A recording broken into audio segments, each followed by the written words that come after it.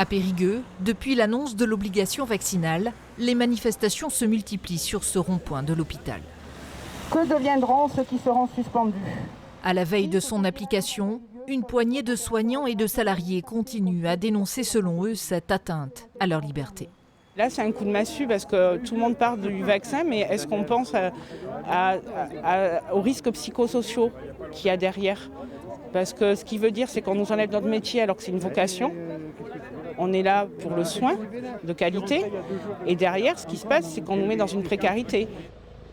À partir de demain, les 2800 employés de l'hôpital devront en effet fournir une attestation de vaccination. Selon la direction, la médecine du travail a identifié ce jour une cinquantaine de réfractaires, soignants comme agents ou employés. Ceux-ci seront convoqués dès demain pour un entretien. Notre position, c'est d'appliquer la loi, évidemment, mais de le faire avec discernement et humanité. Il y a la possibilité, à l'issue de ces entretiens, pour les agents qui souhaiteraient régulariser leur situation, c'est ce qui est prévu par le texte, de pouvoir prendre des congés. Si les agents ne le souhaitent pas, là, pour le coup, ça peut être des décisions, effectivement, de suspension immédiate. Une suspension sans rémunération et sans la possibilité d'exercer son métier.